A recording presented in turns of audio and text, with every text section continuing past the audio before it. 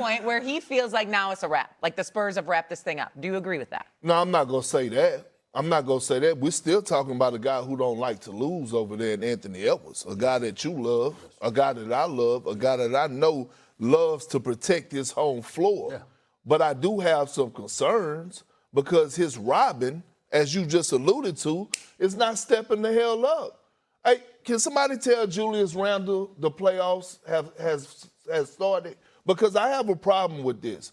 Julius Randle, they traded you for a #1 pick in Karl Anthony Towns.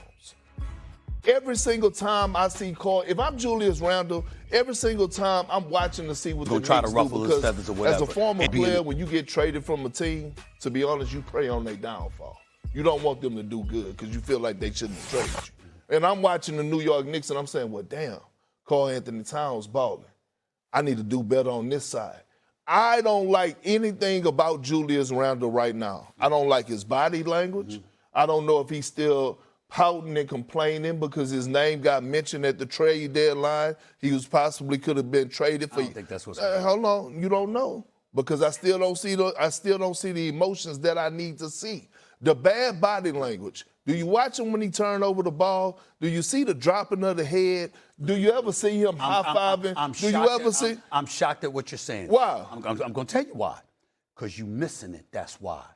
It ain't about some noise at some trading deadline. He ain't got to worry about that until the offseason. He's averaged damn near 20 against Denver in the first round. He's at 14.8 now on 37% shooting. What is it, 21% from three-point range? How many times have you raved about San Antonio and that defense and how they get up in you like back pockets? So you can't go to the hole because Wemby's waiting there. On the perimeter, you got Castle and Vassell and Fox and everybody else in between in you like back pockets, like you would say. That's why he putting his head down, because he getting humble because they in his ass. Here's the deal.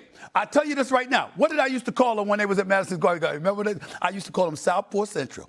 That's what I called the Madison Square Garden. That's called the Southport Central. I say he go up the block, around the block. It don't matter. He's going left. He's going left. You can book it. And that's what they're doing right now. They're playing him, and they've neutralized him. That's what's happening. They've got up in him. He hasn't been anything since game one. They figured him out, and they got him on lock and key. It's one thing to highlight his offensive flaws right now and what you're highlighting, and they do have something on him. But it's another thing. Julius Randle is an athlete.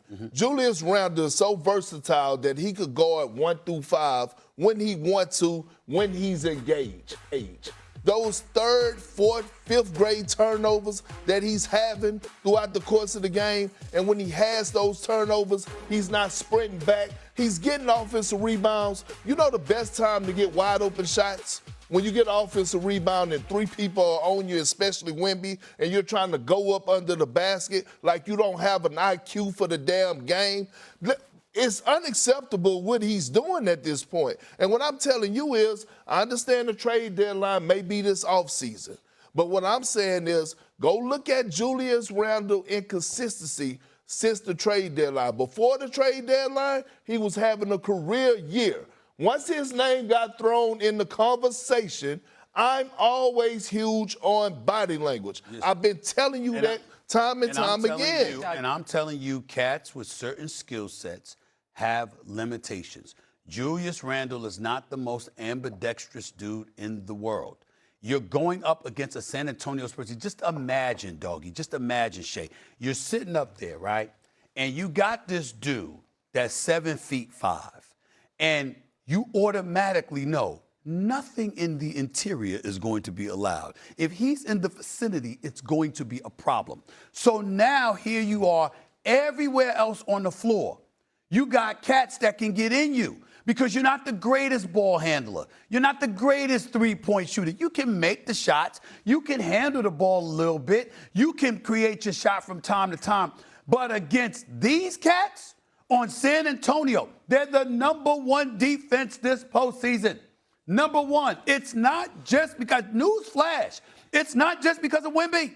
It's not just because of him. He's the anchor. He's got your back. He's going to make up for a lot of mistakes, but he also emboldens you. You know this. You get emboldened when you have an elite defense. What was it like playing defense with KG? No, it was next level. You need to ask KG what it was like playing defense with me. I was getting ready to ask you that. That's too. what you need to ask. Excuse me. Don't get all truculent this morning. That's a truculent. You being truculent. You understand what I'm saying? That's KG. You watch your mouth right there. Your boy, he's watching. The point is that if you have somebody, Big Perk and KG, all of a sudden you get an opportunity to take chances. With somebody like Randle, when you limited because you are one-armed bandit, they get up in you and they dare you to do what you don't want to do. That's where his frustration comes, because you got guys mentally, if they're not effective offensively, they're easily demoralized. And it affects every part of their game. Everything. Some cats are strong enough where, damn it, I'm going to lock you up since you locking me up. Others pout because they're so demoralized and they're frustrated. And everywhere you turn, Mitch Johnson is throwing somebody at him, and they all up in him. He can't catch a break, and Ant-Man has very little help because of it. So 17 points, and he was minus 22 last Why night. is anybody surprised? He was awful against Miami 3 years ago, and the Knicks fans want him the hell out of here. Randle, that is. 3 years Oh, he was ago. in the playoffs. Oh, he was terrible. Don't you remember that when Miami beat the Knicks in 6 games? They couldn't wait to get Randle out of here. And then the next year, they made the trade to get Towns. So this is no shock that Randle in a big spot is not going to be that guy that you have to be the number 2 guy to win a championship. He's never been that kind of player. He wasn't with the Knicks. He has the potential. He wasn't with the Knicks. Why would he be now? He has the potential. Here's the problem, though. When you're playing with somebody like Ant-Man, you're supposed to be better than this, especially since he was that way against Denver. But like McDaniel said, Denver don't have defenders. San Antonio is loaded with them. Yeah. It's not one guy.